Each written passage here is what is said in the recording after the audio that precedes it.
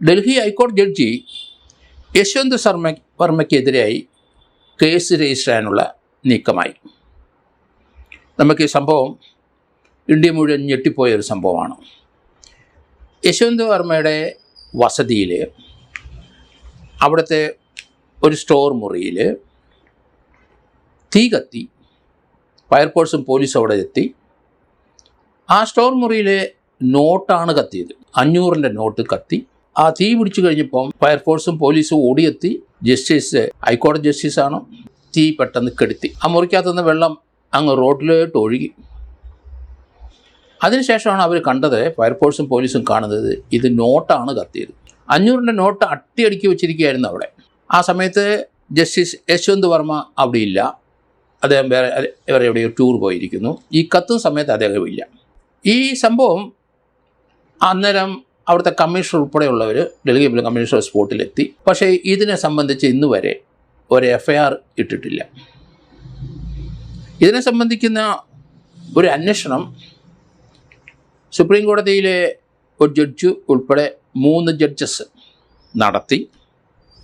അതിനകത്ത് ഈ പണത്തിന് സോഴ്സ് അറിയില്ല, ഈ പണത്തെപ്പറ്റി ജസ്റ്റിസ് ഒരു വിവരവും പറയുന്നില്ല, അദ്ദേഹത്തിൻ്റെ ആണോ ഇല്ലയോ എന്ന് പറഞ്ഞില്ല, അദ്ദേഹത്തിൻ്റെ വസതിയിൽ എങ്ങനെയാണ് ഈ നോട്ട് കൂമ്പാരം വന്നത്, അദ്ദേഹം പെട്ടെന്ന് അവിടെ പറന്നെത്തി. അതിനുശേഷം ഒരു ലേഡിയാണ് അത് മുഴുവൻ വൃത്തിയാക്കിയത്. പക്ഷേ ആ നോട്ടുകളൊന്നും പിന്നെ കണ്ടില്ല.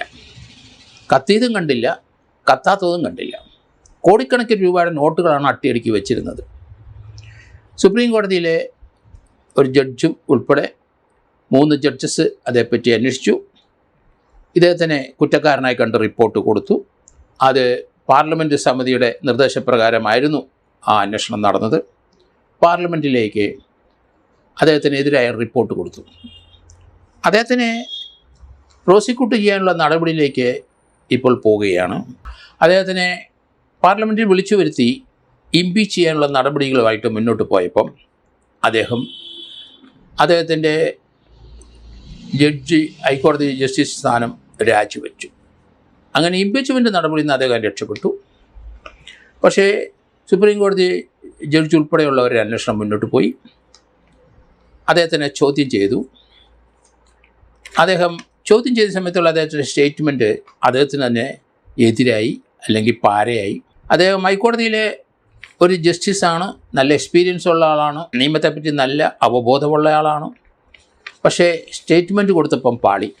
സുപ്രീം കോടതിയിലെ ഒരു ജസ്റ്റിസിൻ്റെ മുമ്പിൽ, അല്ലെങ്കിൽ പാർലമെൻറ്റ് അന്വേഷണ കമ്മിറ്റിയുടെ മുമ്പിൽ 3 ജഡ്ജസ് ഇരുന്ന സമയത്ത് കൊടുത്ത സ്റ്റേറ്റ്മെൻറ്റ് അദ്ദേഹം പറഞ്ഞു വന്നപ്പം ആ സ്റ്റോർ മുറിയിൽ താൻ അല്പസ്വല്പം ഒളിച്ച് മദ്യപിക്കാൻ ഉള്ള സമയത്ത് മാത്രം കയറിയിട്ടുള്ളൂ എന്ന് പറഞ്ഞു.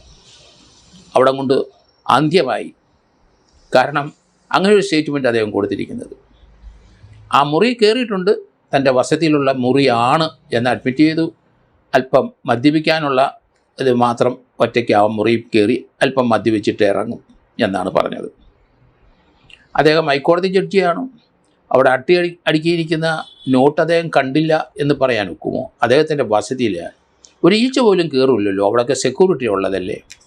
അവിടെ ഹൈക്കോടതി ജഡ്ജിൻ്റെ വസതി എല്ലായിടത്തും സെക്യൂരിറ്റി ഉണ്ട്. അവിടെ വെളിയിൽ ആരും കയറില്ല, എല്ലാവർക്കും ഭയമാണ്. പക്ഷേ നോട്ട് കത്തിയ സമയം അദ്ദേഹം ഇല്ലായിരുന്നു. ആ നോട്ടിരുന്ന മുറിയിലെ വെള്ളം തളിച്ചപ്പം അവിടെ മുഴുവൻ ഒരു പ്രളയമായി. ആ വെള്ളം മുഴുവൻ അവിടെ നിന്ന് ഒഴുകി മെയിൻ റോഡിലേക്ക് ചെന്നു. അടുത്ത ദിവസം രാവിലെ ആ റോഡ് കഴുകി വൃത്തിയാക്കാൻ വന്നവർ ആ വെള്ളത്തിൽ നോട്ടുകെട്ടുകൾ കരിഞ്ഞു കിടക്കുന്നത് എടുത്ത് പോലീസിനെ ഏൽപ്പിച്ചിട്ടുണ്ട്. അന്നത്തെ ഡൽഹി പോലീസ് കമ്മീഷണറും ഡെപ്യൂട്ടി കമ്മീഷണറും ആ പോലീസ് സ്റ്റേഷൻ അതിർത്തി വരുന്ന SHOയും അവിടുത്തെ DYSP എല്ലാം ഓടിയെത്തി. ജഡ്ജിയുടെ വീട്ടിലാണ് തീ കത്തിയത്. പക്ഷേ അവർ FIR എടുത്തില്ല. അപ്പോൾ തന്നെ സോമോട്ടോ FIR എടുക്കണം. ജഡ്ജിയുടെ മൊഴി വേണ്ടല്ലോ. അവിടുത്തെ SHOയ്ക്ക് സോമോട്ടോ FIR എടുക്കാമല്ലോ. അതെടുത്തില്ല. ആ തൊണ്ടി സാധനങ്ങൾ മുഴുവൻ മകസറെഴുതി കൈക്കലാക്കണമായിരുന്നല്ലോ. ചെയ്തില്ല. എത്ര നോട്ടുകൾ ബാക്കിയുണ്ട്, എത്ര കത്തിയതുണ്ട്, എത്ര മിച്ചമുണ്ട്, സ്റ്റേറ്റ്മെൻറ്റ് എടുക്കണം. ആ കത്തുന്നതും നോട്ടുകെട്ട് അട്ടിയിടിക്കുന്നതും എല്ലാം അവർ മൊബൈലിൽ പകർത്തിയിരുന്നു, ഓൺലൈനിൽ പകർത്തിയിരുന്നു. അത് സുപ്രീം കോടതിയിലെ അന്നത്തെ ചീഫ് ജസ്റ്റിസിൻ്റെ പക്കലും അപ്പോൾ എത്തിക്കൊണ്ടിരുന്നു. ആ ഒരു നോട്ട് കത്തലിൻ്റെ വിവരം സുപ്രീം കോടതി ജഡ്ജസിൻ്റെ മുമ്പിൽ എത്തിക്കഴിഞ്ഞാൽ, ചീഫ് ജസ്റ്റിസിന് മുമ്പിൽ എത്തിക്കഴിഞ്ഞാൽ നടപടി വേണമല്ലോ.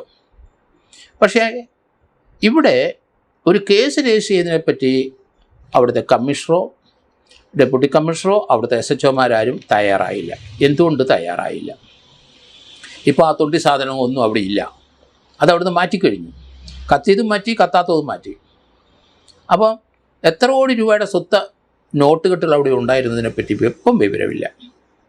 അതെങ്ങോട്ട് മാറ്റി എന്നും അറിഞ്ഞുകൂടാ. അത് വീണ്ടും കത്തിച്ച് കളഞ്ഞോ എവിടെയും കൊണ്ടുപോയി അതും അറിഞ്ഞുകൂടാ. ഏതായാലും അദ്ദേഹത്തിനെതിരായിട്ടുള്ള കുറ്റം തെളിഞ്ഞു. അദ്ദേഹത്തിൻ്റെ നിയമ നടപടിയിലേക്ക് പ്രവേശിക്കുകയാണ്. അത് പണത്തിൻ്റെ ഉറവിടം എവിടെയാണെന്ന് കണ്ടെത്തണം. അത് ആരുടെ പണമാണ്? യശ്വന്ത് ശർമ്മയ്ക്ക് ആ പണം എവിടുന്ന് കിട്ടി? അദ്ദേഹത്തിൻ്റെ മുറി കൊണ്ട് വെച്ചപ്പം അദ്ദേഹത്തിന് തീർച്ചയായിട്ടും അത് ആര് കൊണ്ട് വെച്ചു, അല്ലെങ്കിൽ എങ്ങനെ കിട്ടിയ പണമാണ്? അത് നല്ല നോട്ടാണോ അതോ കള്ളനോട്ടാണോ? ഇങ്ങനെയുള്ള കാര്യങ്ങളെല്ലാം ഇനി പഠിക്കേണ്ടിയിരിക്കുന്നു. 500 രൂപയുടെ നോട്ട് ഏതെങ്കിലും പോലീസിൻ്റെ കസ്റ്റഡിയിലുണ്ടോ? കാരണം ഇപ്പം തൊണ്ടി സാധനങ്ങളൊന്നുമില്ല. ഇത്ര ഒരു ലാപ്സസ് ഇന്ത്യയിലെങ്ങും നമ്മൾ കാണത്തില്ല. ഒരു സാധാരണ പോലീസുകാരൻ്റെ വിവരം പോലും അവിടുത്തെ ഡെപ്യൂട്ടി കമ്മീഷണർക്കോ അല്ല കമ്മീഷണർക്കോ ഡൽഹിയിലെ കമ്മീഷണർക്ക് ഇല്ല എന്നാണ് ഇതിന്ന് മനസ്സിലാകുന്നത്. ഇന്ത്യൻ പ്രസിഡൻറ്റിൻ്റെ വസതി അവിടം മുതൽ ഒരു സാധാരണക്കാരൻ്റെ അവിടം വരെ ഏതെങ്കിലും ഒരു ഓഫൻസ് നടന്നാൽ ഇന്ത്യൻ പീനൽ കോഡിലെ അത് തീർച്ചയായിട്ടും അട്രാക്റ്റ് ചെയ്യും. ക്രിമിനൽ നടപടി അനുസരിച്ച് മുന്നോട്ട് പോകണം. ഒരു മർഡർ ഉണ്ടായാലും ശരി, പ്രധാനമന്ത്രിയുടെ വസതിയിലോ അല്ലെങ്കിൽ പ്രസിഡൻ്റ് വസതിയിലോ അല്ലെങ്കിൽ വൈസ് പ്രസിഡൻ്റ് വസതിയിലോ പാർലമെൻറ്റിനകത്തോ അല്ലെങ്കിൽ അസംബ്ലിയിലോ മുഖ്യമന്ത്രിയുടെ വസതിയിലോ എവിടെയെങ്കിലും ഒരു മർഡർ ഉണ്ടായാൽ കേസ് വേണ്ടേ?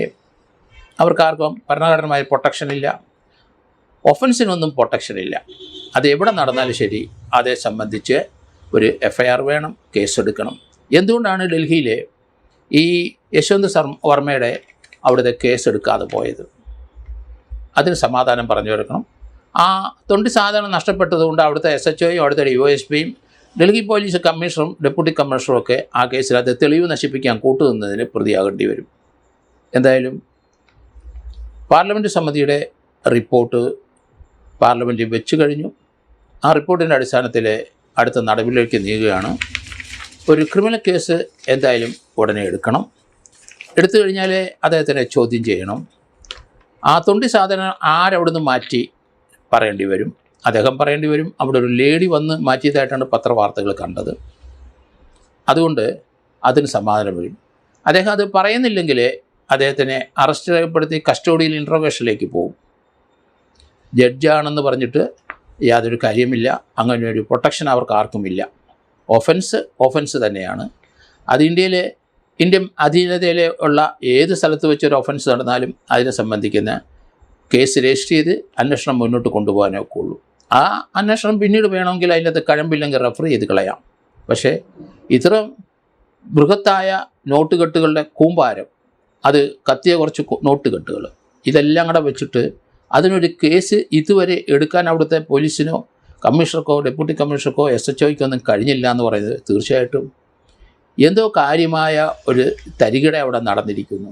ഇവരെയൊക്കെ സ്വാധീനപ്പെടുത്തിയിരിക്കുന്നു ആരോ എന്നല്ലേ പറയാനൊക്കെ ഉള്ളൂ. അല്ലെ അവർ വിവരക്കേടാണോ കാണിച്ചത്, അല്ലെങ്കിൽ വിവരമില്ലായ്മ കൊണ്ടാണോ ഇങ്ങനെ സംഭവിച്ചത്? എന്ത് വന്നാലും ശരി, ഇപ്പം കത്തിയ നോട്ടുമില്ല, കത്താത്ത നോട്ടുമില്ല. അതെങ്ങോട്ട് പോയി എന്ന് ഇതുവരെ ഒരു വിവരവുമില്ല. ഏതായാലും ഒരു FIR എടുത്ത് കഴിയുമ്പം പോലീസ് അന്വേഷണം അല്ലെങ്കിൽ CBI അന്വേഷിക്കും. ആ അന്വേഷണത്തിലാണ് നമുക്ക് യഥാർത്ഥത്തിൽ നോട്ട് ആര് കൊണ്ടുപോയി, എവിടുന്ന് വന്ന നോട്ട് എന്നൊക്കെ നമുക്ക് കണ്ടെത്താൻ കഴിയുകയുള്ളൂ.